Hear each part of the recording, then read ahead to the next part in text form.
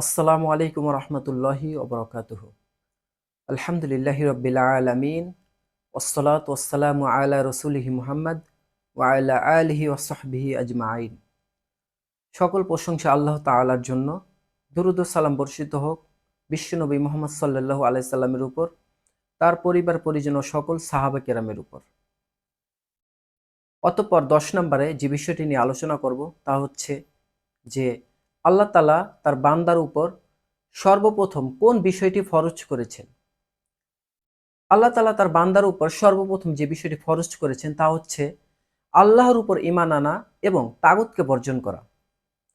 আল্লাহ তাআলা এই প্রসঙ্গে বলেন সূরা নাহল সূরা নম্বর 16 আয়াত নম্বর 36, ওয়ালাকাদ বাআসনা ফি কুল্লি উম্মাতির রাসূলান আন ইবুদুল্লাহ ওয়াজতানিবুত তাগুত।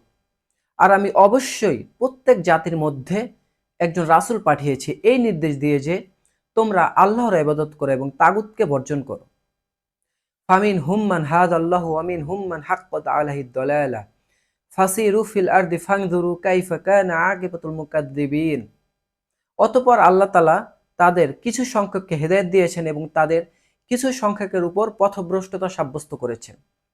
কাজে তোমরা জমিনে পরিভ্রমণ করো এবং দেখো মিথ্যারূপকারীদের কিরূপ পরিণতি হয়েছে।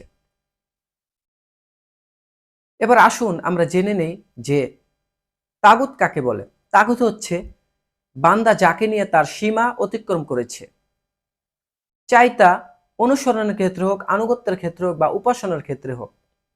অর্থাৎ এমনভাবে আল্লাহ ব্যতীত অন্য কোনো বস্তুকে বা কিছুকে এমনভাবে অনুসরণ করেছে, উপাসনা করেছে বা আনুগত্য করেছে যেটা স্রষ্টার স্থানে পৌঁছে গেছে, তাই হচ্ছে তাগুত।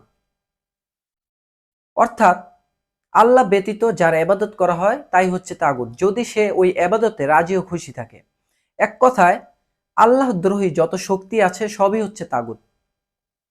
আল্লাহ সুবহানাহু ওয়া তাআলা আমাদেরকে আল্লাহর উপর একনিষ্ঠভাবে ঈমান আনার তৌফিক দান করুন এবং তাগুতকে বর্জন করার তৌফিক দান করুন।